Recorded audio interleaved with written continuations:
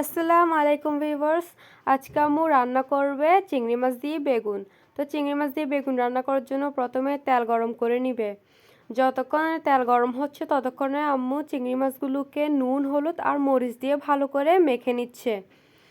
তেল গরম হয়ে গেলে সেখানে দিয়ে দিবে পেঁয়াজ কুচি আর কয়েকটা কাঁচামরিচ দিয়ে ভালো করে নেড়ে চেড়ে নিবে। আম্মু মাছগুলো আগে নুন, মরিচ আর হলুদ দিয়ে মেখে রেখেছে যাতে চিংড়ি মাছের মধ্যে নুন ভালো করে ঢুকে যায়, খাওয়ার সময় যাতে নুন কম মনে না হয়।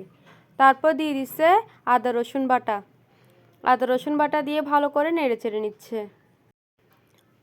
এই চিংড়ি মাছগুলো দিয়ে বেগুন রান্না করলে অনেক মজা হয়। চিংড়ি মাছগুলোর নাম হচ্ছে হইরগাইছে, আমাদের চট্টগ্রামের ভাষায় এটা বলে। তারপর দিয়ে দিব অল্প করে মরিচ বাটা আর হলুদ গুঁড়ি। আপনারা এর শুদ্ধ নাম জানলে কিন্তু অবশ্যই কমেন্ট করে বলবেন। তারপর দিয়ে দিব অল্প করে লবণ, মানে পরিমাণ মতো লবণ। যেহেতু আগে লবণ দিয়েছে তাই একটু বুঝে শুনে লবণ দিতে হবে এখানে। লবণ দিয়ে ভালো করে নাড়িয়ে চাড়িয়ে নিচ্ছে যাতে মশলাগুলো ভালো করে কষে যায় তেলের সাথে। মশলাগুলো কালারটা অনেক ভালো লাগছে না, সুন্দর লাগছে, কারণ এটা হচ্ছে বাটা মশলা দেওয়ার কারণে মশলার কালারটা এতই ভালো লাগছে। এই তো দেখেন একদম মশলাগুলো কষে গেছে তেলের সাথে, ভালো করে নেড়েচেড়ে আম্মু কষিয়ে নিয়েছে।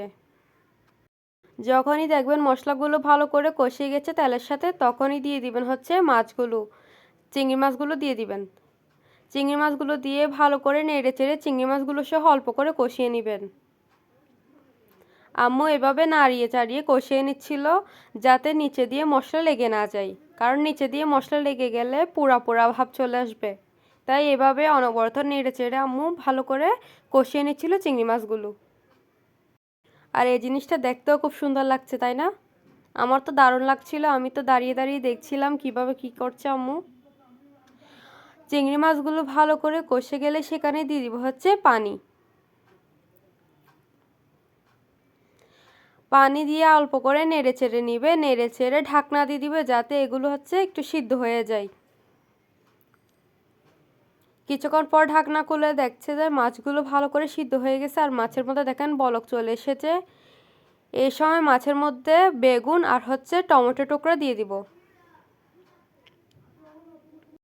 বেগুন যেহেতু নরম সহজে সিদ্ধ হয়ে যায় তাই বেগুন লাস্টে দিয়ে দিছে। বেগুন দিয়ে আম্মু ঢাকনা দিয়ে দিছে যাতে বেগুনগুলো ভালো করে সিদ্ধ হয়ে যায়। কিছুক্ষণ পর ঢাকনা করে দেখেন বেগুনটা ভালো করে সিদ্ধ হয়ে গেছে। এখন আম্মু অল্প করে লবণ টেস্ট করে নেবে, যদি লবণ ঠিক থাকে তাহলে আম্মু সেখানে দিয়ে দিব ধনেপাতা কুচি দিয়েই শেষ আমাদের রান্না। আল্লাহ হাফেজ।